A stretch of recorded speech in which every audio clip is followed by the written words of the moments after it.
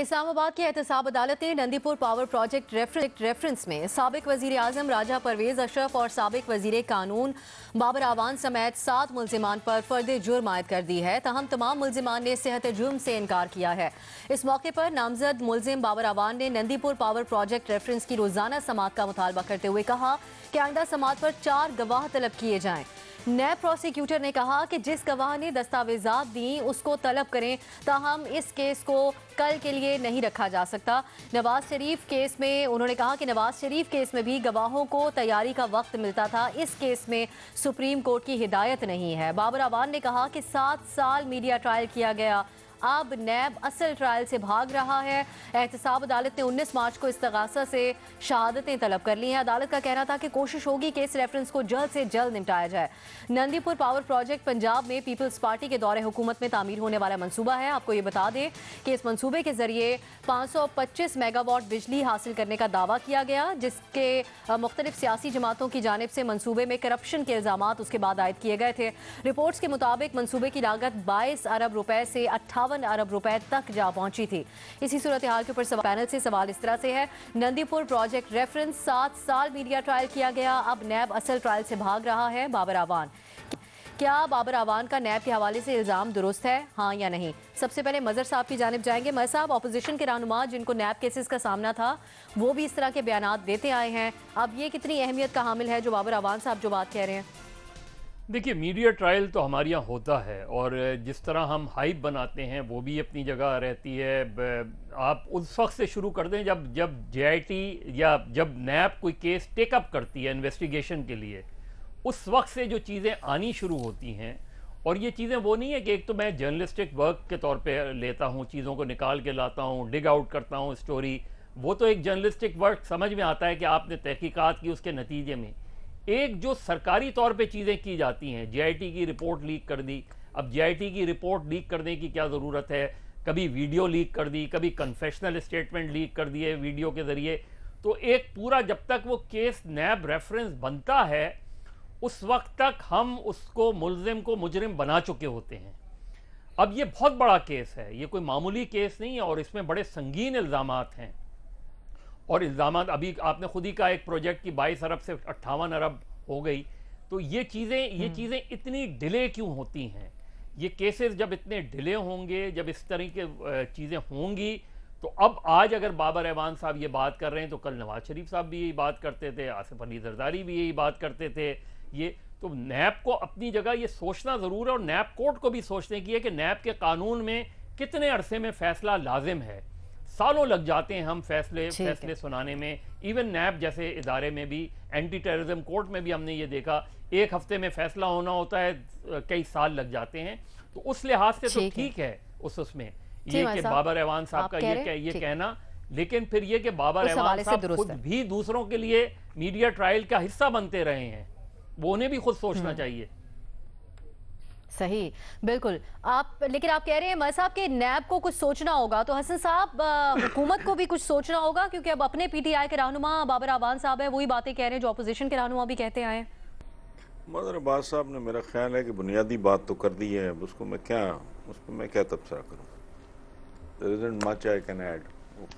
بنیادی بات انہوں نے کر دی ہے۔ سوچنا چاہیے، یہاں تو بہت کچھ سوچنا چاہیے، بہت سے لوگوں کو بہت کچھ سوچنا چاہیے۔ ابھی جو بات ہو رہی تھی کہ جو وی آئی پی ٹریٹمنٹ نواز شریف صاحب کو مل رہا ہے، تو باقی بندے نہیں ہیں، ان کو معاون نہیں جانا ہوا، وہ درختوں پہ اگے ہیں، سارا کچھ چل رہا ہے۔ وہ پڑا ہے آپ کا منہاج القرآن کی 14 لاشیں کدھر ہے؟ یہ آپ رونا 22 ارب جو ہے 58 ارب ہو گئے، گھر 6 مہینے لیٹ ہو جائے اس کی کاسٹ جو ہے وہ اچھی خاصی بڑھ جاتی ہے۔ تو اتنے بڑے بڑے پروجیکٹس ہیں، اسی بات پہ ویسے لٹکا دینا چاہیے، میرا تو ذاتی خیال یہ ہے۔ خود 2-4-6 مہینے کا ڈیلے ہو تو سمجھ میں آتا ہے، چھوٹے سے چھوٹا پروجیکٹ اگر وہ نہیں آپ اپنے اس ٹائم میں پورا نہیں کرتے تو اس کی ظاہر ہے کاسٹ بڑھے گی اس کی۔ یہ بہت کچھ ہی سوچنے والی بات ہے، بہت سارے لطیفے ہیں اس ملک میں جو ہو رہے ہیں، باتیں ہو رہی ہیں، پتہ نہیں کون کون سے قانون ہیں، کب کے بنے ہوئے ہیں، کیا ان کی اوقات ہے، کیا ان کی حیثیت ہے، پرفارمنس کس کی کتنی ہے، کوئی ٹائم لائن ہے نہیں ہے، وہ عجیب و غریب۔ تو یہاں کیا بندہ تبصرہ کرے؟ وہ بات کر چکے ہیں مظہر عباس صاحب، کافی ہے وہ۔ صحیح۔ بابر ستار صاحب، नैब कवानीन में तब्दीली की बात, इस पे जोर हमारे प्रोग्राम में भी बहुत दिया जाता रहा है, तो ये हुकूमत आपके ख्याल में कुछ कर सकती है? हमें ये नहीं भूलना चाहिए कि जो अपोजिशन पर नैब केसेस थे उसके ऊपर बहुत सियासत भी की गई थी मौजूदा हुकूमत की तरफ से, तो कोई इक़दाम करेंगे नैब के खिलाफ? नहीं, मुझे नहीं लगता। देखिए, क्योंकि बिल्कुल एक सियासी कॉन्टेक्स्ट है ना। नैब की अकाउंटेबिलिटी की वजह से नवाज शरीफ जेल में आज, तो एक इतनी स्ट्रॉन्ग पॉलिटिकल अंडरटोन्स हैं कि नैब के जो जेन्युइन इश्यूज हैं या हमारे अकाउंटेबिलिटी प्रोसेस के जो जेन्युइन इश्यूज हैं, हम उनके ऊपर बात नहीं कर सकते जब तक ये हमारा पॉलिटिकल ओवरहैंग रहेगा। क्योंकि आप कहते हैं नैब के कानून में प्रॉब्लम है, अकाउंटेबिलिटीज लॉ में प्रॉब्लम है, उससे लोग ये नतीजा फौरन अखज़ कर लेते हैं कि अच्छा जी फिर नवाज शरीफ की कन्विक्शन गलत हो जाएगी, लोग ये समझेंगे कन्विक्शन गलत है, उसे गलत जेल में डाला है, तो इसलिए आज तो हम नैब के बारे में बात नहीं करेंगे। और हर दौर में हमने देखा, 90s स्पेशली हमारे सामने हमने देखा यही चीज हो रही। जो एक दो चीजों पे हमें बड़ा सीरियसली गौर करना है। देखिए, मैल गवर्नेंस एक चीज है और करप्शन एक और चीज है, इन दोनों के अंदर फर्क है। प्रोजेक्ट्स लेट होते हैं, डिले होते हैं, तो उससे कॉस्ट ऊपर जाती है। ये करप्शन जरूरी नहीं है कि ये करप्शन हो, और ना हमारे ऑडिटर जनरल के ऑफिस के अंदर ये एक्सपर्टीज है, ना नैब के अंदर ये एक्सपर्टीज है कि जेन्युइनली डिटरमिन कर सकें कि क्रिमिनलिटी कहाँ है और लैक ऑफ एफिशिएंसी कहाँ है। इन दोनों चीजों में फर्क है। एक क्राइम है और एक गवर्नेंस के स्ट्रक्चर्स इंप्रूव करने की जरूरत है। ये दोनों चीजें अपनी अपनी जगह पे हमें करनी चाहिए, लेकिन हमने बहुत फिक्शनल लॉसेस भी देखे हैं। जिस तरह के मुकदमे बनते हैं उसके अंदर फिक्शनल लॉस होता है। अब जो एक्चुअल मुकदमा है वो चलाएं, बिल्कुल चलाएं बाबर अवान साहब के ऊपर, लेकिन उसके लिए शहादतें लेके आए ना, इन्वेस्टिगेशन फैक्ट्स लेके आए। अब ये ट्रायल चलेगा तो पता चल जाएगा। एक सिर्फ इस वजह से कि एक लीगल ओपिनियन डिले हुआ, वो क्यों डिले हुआ, क्या इसलिए डिले कर रहे थे क्योंकि उनकी कोई क्रिमिनल इंटेंट थी, उनकी कोई क्रिमिनल डिमांड्स थी, ये वो चीजें हैं जो सामने आनी चाहिए। खाली ये नहीं हम कह सकते कि जनाब 5-6 साल एक चीज डिले हो गई क्योंकि एक बंदा एक लीगल ओपिनियन नहीं लिख रहा था। वो तो मिनिस्टर था उस वक्त, जाहिर है नीचे उसके एक पूरा पैराफर्नीलिया होगा, और अगर नहीं लिख रहा था तो जिन लोगों को लीगल ओपिनियन चाहिए था उन्होंने क्या काम किए। और ये खाली इनकी बात नहीं है, ये बहुत सारे नैब के इस तरह के केसेस हैं, लेकिन हम इनके ऊपर संजीदगी से क्यों नहीं बात कर पाते? क्योंकि फिर बात हमारी सियासत की आ जाती है कि ये ना लगे कि नवाज शरीफ की कन्विक्शन गलत हुई है। किसी स्टेज पे हमें करना पड़ेगा। ऐसे बेशुमार और भी केसेस हैं आपके ख्याल में, लेकिन संजीदगी से उस पर बात नहीं की जाती। हाँ का ऑप्शन आप ले रहे हैं इरशाद भट्टी साहब। फिर बाबर अवान साहब, बेशक वो उन्होंने अपनी वजारत से इस्तीफा दे दिया, लेकिन पीटीआई के अहम रहनुमा हैं, इमरान खान साहब के क्लोज, उनको समझा जाता है। तो नैब के खिलाफ वजीर आजम इमरान खान साहब अपने इस दौरे हुकूमत में कोई एक्शन ले सकते हैं आपके ख्याल में? तूने पूछा है कि दर्द कहाँ होता है, तूने पूछा है कि दर्द कहाँ होता है, एक जगह हो तो बताऊं कि यहाँ होता है। इस्लामाबाद मंसूबा था जी 37 अरब का, मुकम्मल हुआ 105 अरब पर। मंगला डैम रेजिंग मंसूबा था जी 30 अरब का, मुकम्मल हुआ 111 अरब पर। नीलम जेलम मंसूबा था 80 अरब का, पहुंचा हुआ है 500 अरब पर। और नंदीपुर मंसूबा था 22 अरब का, 98 अरब नहीं 100 अरब के करीब हो गया है अल्हम्दुलिल्लाह। 10 बरले का घर हम 5 बैठे हुए हैं, हम बनाएं, किसी ठेकेदार को दें और उसको कहें कि ये 1 करोड़ में बनना चाहिए, और साल बाद वो ठेकेदार आपसे 5 करोड़ मांग ले, तो मैं फिक्सेशंस, लॉ, कानून, शहादतें, लीगल, एंची पौंची कौंची, ये सोचूंगा कि मैं वहाँ दीवार से सर मारूंगा। ये मुल्क मेरा घर है, ये तो तय है कि नहीं है। इस मुल्क का, ये मुल्क मेरा घर है, लुट रहा है, कभी डायरेक्ट तरीके से कभी इनडायरेक्ट तरीके से। रेफरेंस दायर हुआ, बाबर अवान साहब ने इस्तीफा दिया, उन्होंने दरखास्त दी कि मुझे बरी किया जाए, मुझे छोड़ा जाए, मैं इस केस में नहीं हूँ। मदर डे पर उन्होंने आकर अपनी दरखास्त वापस ले ली कि मेरी माँ ने कहा है कि आप अपनी दरखास्त वापस ले लें। उसके बाद केस, चूंकि फैसला महफूज था, फिर से केस नए सिरे से चल पड़ा है, और अब वो फर्द जुर्म आयद हो गई है, केस चल रहा है। नैब कैसे भाग रहा है, कहाँ भाग रहा है नैब, किधर भाग रहा है? बाबर अवान साहब बेकसूर हैं ये मुझे नहीं पता, बाबर अवान साहब मुल्जम हैं या उनका कोई कसूर है ये मुझे नहीं पता, लेकिन नैब किधर भाग रहा है? केस चल रहा है।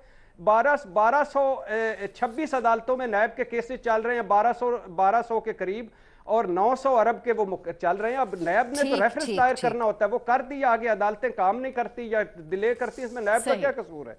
तो केस चल रहा है, अब सही, आप देखते हैं नहीं जो होता समझते है होने दे। कि दुरुस्त है ये बात, ठीक। न्याजी साहब, जो फिर ऑपोजिशन जो नैब के ऊपर इल्ज़ाम लगाती थी कि ज़ेर हिरासत सलूक अच्छा नहीं किया जाता, मीडिया ट्रायल किया जाता है, वो फिर दुरुस्त है उनके भी इल्ज़ामात? बीबी, मैं वक्त की थोड़ी कमी है तो बिल्कुल नैब के बारे में मेरा कंसिस्टेंट ओपिनियन है कि ये ब्लैक मेलिंग का एक पूरा इदारा बड़ी मेहनत से तैयार किया गया है। ये जो पेशावर की मेट्रो है, ये तो कल का केस है, इसके लिए तो सबूत ही नहीं चाहिए। अभी पता चला है कि बनने के बाद मार्च के आखिरी हफ्ते में जो 5वीं दफ़ा जो डेट चेंज की गई, पता चला कि एक पूरा रोड का टुकड़ा जहाँ से बस की चौड़ाई जो है वहाँ से बस गुजर नहीं सकती। पता नहीं कि इन्होंने तो कहा था हम 8 अरब में बनाएंगे, इमरान खान साहब का जो पहला बयान था, और उसके बाद करते करते पता नहीं 70-80। ये आप पेशावर की मेट्रो देखें, ये पेशावर की मेट्रो देखें, इसमें क्या क्या जुर्म नहीं हो रहे। कभी ट्रैक कमजोर है, कभी ट्रैक बड़ा है, कितनी की लागत थी, कितने पहुंच गई, ये कौन कर रहा है? ये लूट रहे हैं, मुल्क को लूट रहे हैं, और इसके बाद नैब बुरा इनसे पूछे। ये इनको खुदा का खौफ नहीं आता? ये जो पेशावर में और ये पीकेपी में बैठे हुए हैं, क्या कर रहे हैं ये? वक्त की थोड़ी कमी है। शाह साहब, न्याय साहब को मुकम्मल मेरा करने देते हैं। ख्याल न्याय साहब जी, अब मुख्तसरन ये है कि मेरा ख्याल है कि अगर ये कंसिस्टेंसी रखते, अगर ये मेरिट पे काम करते, खुदा गवाह है कि ये किसी बेकसूर को भी पकड़ लेते ना, किसी ने उंगली नहीं रखनी थी। अब ये किसी कसूरवार को भी पकड़ेंगे ना, तो मेरा ख्याल है कि कोई मुजरमाना जहनियत वाला बंदा ही इनकी सपोर्ट करेगा। कोई सेन, कोई अक्लमंद शहरी पाकिस्तान की सपोर्ट नहीं कर सकता। बाबर अवान साहब की रेपुटेशन को अच्छी नहीं थी, उनके कुलीग बैठे हैं और वो जाहिर नहीं कहेंगे क्योंकि बाबर सत्तार साहब बड़े बड़े कूथ आदमी हैं, बड़े सिविलाइज आदमी हैं, वो इस तरह बातें नहीं करते। मुझसे ऐसी बातें हो जाती हैं। इसके बावजूद नैब को इस मामले में वो अलीम खान हो, बाबर अवान हो, किसी को करके नहा धो के साफ करके बाहर भेज दे, किसी को पकड़ ले। नैब की रेपुटेशन जो है इस वक्त उसके ऊपर पूरा कौम का कॉन्सेंसस है कि ये सियासी जोड़ तोड़ के लिए, हुकूमतें बनाने और तोड़ने के लिए, और इसका कोई काम नहीं है।